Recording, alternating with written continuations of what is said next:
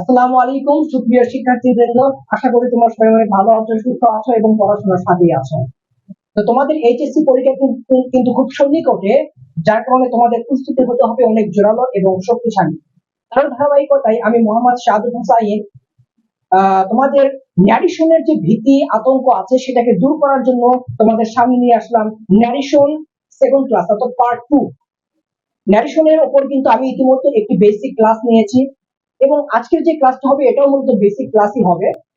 তো তোমরা যারা আমার প্রথম ক্লাসটি করো নাই, অবশ্যই তোমরা ভিডিও ডিসক্রিপশনে প্রথম ক্লাসের লিংক দেওয়া থাকবে, তোমরা ক্লাসটি করে নিবে এবং ক্লাসটি থেকে যদি তোমরা উপকৃত হতে পারো বলে মনে করো তাহলে অবশ্যই লাইক, কমেন্ট এবং সাবস্ক্রাইব করতে ভুলবে না।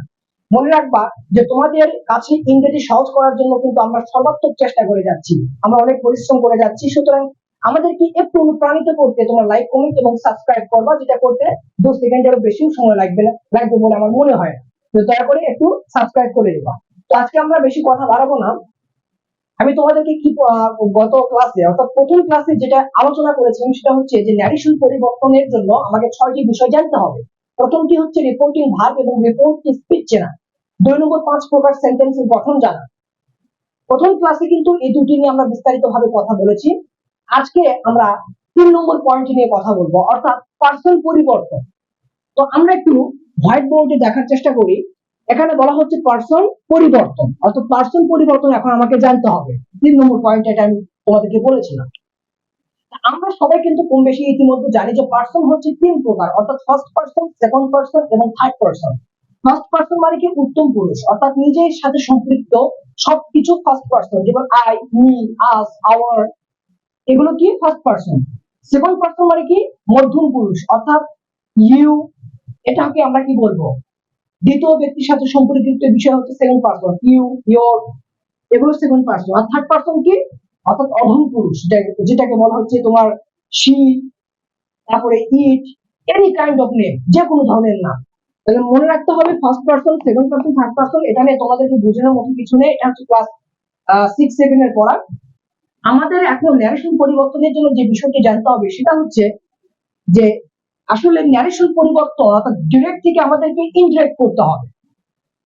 যে যখন আমরা ডিরেক্ট থেকে ইনডিরেক্ট করব তখন আসলে ফার্স্ট পার্সন কাকে ফলো করবে, সেকেন্ড পার্সন কাকে ফলো করবে আর থার্ড পার্সন কাকে ফলো করবে, এটা হচ্ছে আমাদের মুখ্য বিষয়। তা আমি এখানে লিখে দিয়েছি, দেখো ফার্স্ট পার্সন এটা ফলো করবে সাবজেক্টকে। কি বললাম, এখন জাস্ট একটু মনোযোগ সহকারে তোমরা শুনবা আমার কথা এবং খাতায় নোট করবা। এখানে আমি বিস্তারিত ভালোভাবে বুঝিয়ে দেওয়ার চেষ্টা করব। ফার্স্ট পার্সন ফলো করবে কাকে, সাবজেক্টকে। সেকেন্ড পার্সন ফলো করবে কাকে, অবজেক্টকে। আর যে থার্ড পার্সন এটা কাউকে ফলো করবে না, কোনো পরিবর্তন নেই, এটা নো চেঞ্জ, কোনো পরিবর্তন হবে না। এখন একটু এক্সাম্পলের মধ্যে ব্যাপারটা ক্লিয়ার করে দেখো। হি এটা তো সাবজেক্ট, সেই টু এটা হচ্ছে রিপোর্টিং ভার্ব, মি এটা অবজেক্ট, এটা কোমা ইনভার্টেড কোমা থেকে শুরু হলো। তাহলে খেয়াল করে দেখি যে আমরা এখানে লিখবো হি সেই টু এর পরিবর্তে টোল্ড। কেন টোল্ড হচ্ছে এটা আমাদের এখনকার মুখ্য বিষয় না, এটা আরো গভীরে গিয়ে তোমাদের বলবো। এখন আমি যেটা নিয়ে কথা বলবো সেটা একটু মনোযোগ দিয়ে শোনো। হি সেই টু এর পরিবর্তে টোল্ড মি দ্যাট। কেন দ্যাট হচ্ছে এটাও এখন আমাদের আলোচনার বিষয় না, এটা গভীরে যাওয়ার পর তখন বলবো। এখন খেয়াল করে দেখো দ্যাটের পরে এই যে এটা আই, এটা কোন পার্সন, এটা হচ্ছে ফার্স্ট পার্সন। এটা হচ্ছে আমাদের আজকের ক্লাসের মুখ্য বিষয়। আই এটা হচ্ছে ফার্স্ট পার্সন, তাই না? তাহলে এই ফার্স্ট পার্সন আমি কি বলছিলাম কাকে ফলো করতেছে, ফার্স্ট পার্সন ফলো করবে সাবজেক্টকে। তাহলে কোন সাবজেক্টকে, এই তো তোমার এই সাবজেক্টকে, অর্থাৎ ইনভার্টেড কোমার বাইরে যে সাবজেক্ট থাকবে, ইনভার্টেড কোমার বাইরের যে সাবজেক্ট থাকবে সেটাকে ফার্স্ট পার্সন ফলো করবে। তাহলে আই হচ্ছে ফার্স্ট পার্সন, ফার্স্ট পার্সন কাকে ফলো করবে, সাবজেক্টকে হি। আচ্ছা, তাহলে আমি লিখবো হি টোল্ড মি দ্যাট। এখন এই হিকে আমি এখানে লিখি, হি ওয়াজ, এম এর পরিবর্তে ওয়াজ কেন হলো এটাও আলোচ্য বিষয় নয় আমাদের এখন, এটা পরে গিয়ে বলবো তোমাদের। এরপরে দেখো, এখন খেয়াল করে দেখো ইউ, ইউ কোন পার্সন, চোখ বন্ধ করে আমরা বলবো ইউ হচ্ছে সেকেন্ড পার্সন। তাহলে সেকেন্ড পার্সন কাকে ফলো করে, সেকেন্ড পার্সন কাকে ফলো করে বাচ্চারা, সেকেন্ড পার্সন কাকে ফলো করবে, অবজেক্টকে। আমি কি বলেছি এখানে, সেকেন্ড পার্সন ফলো করবে অবজেক্টকে। তাহলে কোন অবজেক্ট, এই তো ইনভার্টেড তোমার বাহিরের যে অবজেক্ট। তাহলে ইউটা কাকে ফলো করতেছে, অর্থাৎ সেকেন্ড পার্সন ফলো করতেছে অবজেক্টকে। অবজেক্ট কে? মি। অবজেক্ট হচ্ছে মি। তাহলে আমি এখানে লিখবো হি ওয়াজ উইথ মি। এরপরে আরেকটা জিনিস ক্লিয়ার করি, আরো ক্লিয়ার করব। দেখো হি, এটা সেই টু পরিবর্তে লিখলাম told. He told, object me, me লিখলাম, ইনভার্টেড কমা উঠে দ্যাট হবে। এখন খেয়াল করো, ইউ হচ্ছে সেকেন্ড পারসন, তাই না? ইউ হচ্ছে সেকেন্ড পারসন। সেকেন্ড পারসন কাকে ফলো করে? এই তো অবজেক্ট কে। কোন অবজেক্ট? এই ইনভার্টেড কমার বাইরের যে object. You second person follow করতেছে অবজেক্ট কে। তাহলে এখন খেয়াল করে দেখো, এখানে ইউ কিন্তু সাবজেক্টিভ ফর্মে আছে, তাই না? ইউ কিন্তু সাবজেক্টিভ ফর্মে আছে। সুতরাং এই মির সাবজেক্টিভ ফর্ম আমাকে এখানে বসাতে হবে। মির সাবজেক্টিভ ফর্ম কি তাহলে? মির সাবজেক্টিভ ফর্ম হচ্ছে আই। তাহলে আমি এখানে লিখলাম আই। আই। এরপরে আর থেকে হয়ে গেল কি? ওয়াজ। লাইক। এখন খেয়াল করো, মি, এই মিটা কোন পারসন? এই মিটা হচ্ছে ফার্স্ট পারসন। ফার্স্ট পারসন আগে ফলো করবে, ফার্স্ট পারসন ফলো করবে তোমার সাবজেক্টকে। তাহলে আমরা এই তো সাবজেক্টের দিকে আসি, এই সাবজেক্টের দিকে আসি। তাহলে ফার্স্ট পারসন ফলো করতেছে সাবজেক্টকে, তাহলে আমরা সাবজেক্টের দিকে আসলাম। যেহেতু মিটা কিন্তু অবজেক্টিভ ফর্মে আছে, মিটা যেহেতু কোন ফর্মে আছে? অবজেক্টিভ ফর্মে আছে, সুতরাং এই হির অবজেক্টিভ ফর্ম বানিয়ে দাও। তাহলে হির অবজেক্টিভ ফর্ম কি হবে? হিম। এই তো হয়ে গেল।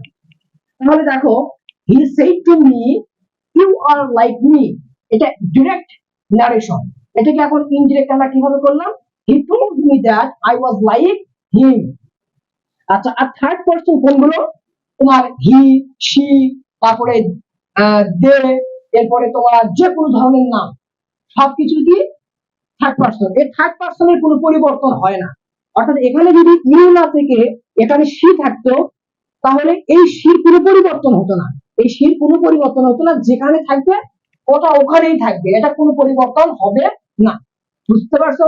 আচ্ছা, আমরা আরেকটু সামনের দিকে এগোনোর চেষ্টা করব।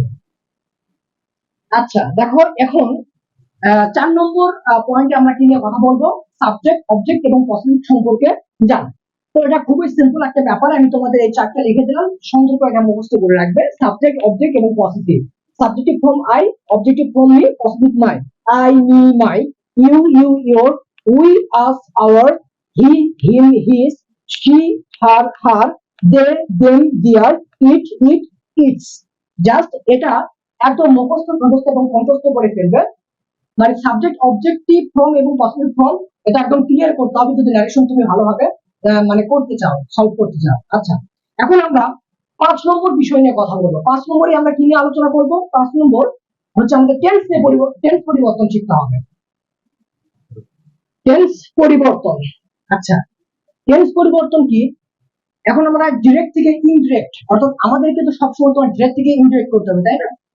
দেখো, যদি ডিরেক্টে প্রেজেন্ট ইনডিফিনিট টেন্স আমরা দেখতে পাই, তাহলে ইনডিরেক্টে পাস্ট ইনডিফিনিট করতে হবে। এই চারটা কিন্তু খুবই গুরুত্বপূর্ণ, খুবই গুরুত্বপূর্ণ। কারণ এখানে এটা যদি তুমি মুখস্থ রাখতে না পারো, এই চার্ট কিন্তু মুখস্থ রাখতে না পারো, তাহলে তোমাকে ন্যারেশন কখনো সম্ভব না। সুতরাং এটা খুব ভালোভাবে তোমাকে মুখস্থ করতে হবে, খুব ভালোভাবে তোমাকে মেমোরাইজ করতে হবে। ওই ডিরেক্টে যদি প্রেজেন্ট ইনডিফিনিট থাকে, তাহলে ইনডিরেক্টে পাস্ট ইনডিফিনিট মনে রাখতে হবে।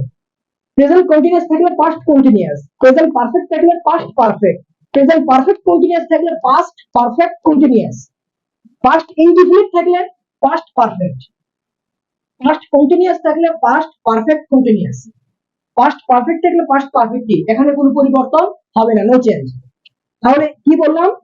Present indefinite, past indefinite, present continuous, past continuous, present perfect, past perfect, present perfect continuous, past perfect continuous, past indefinite, past perfect, past continuous, past perfect continuous, আর past perfect, past perfect. আর একটা তোমাদেরকে মনে রাখতে হবে, সেটা হচ্ছে দেখো, আমি এটা মিশিয়ে দিলাম, তোমরা ভিডিওটা পজ করে এই চারটা খুব সুন্দর করে তুলে নিন, ঠিক আছে? যেমন দেখো, ডিরেক্ট তোমার যদি ফিউচার টেন্স থাকে, ফিউচার অথবা কোনো মডেল থাকে, মডেল, তাহলে আমরা ইনডিরেক্টলি কি করব? ইনডিরেক্ট হয়ে যাবে future in the past, future in the past, future in the past. অর্থাৎ ফিউচারে যদি উইল থাকে, তাহলে আমরা ইনডিরেক্টে উড করে দিব। ফিউচারে যদি শ্যাল থাকে, তাহলে আমরা এখানে শুড করে দিব। যদি এখানে মে থাকে, তাহলে এখানে আমরা মাইট করে দিব। যদি এখানে ক্যান থাকে, ডিরেক্টে ক্যান থাকে, তাহলে আমরা এখানে কুড করে দেব, কুড।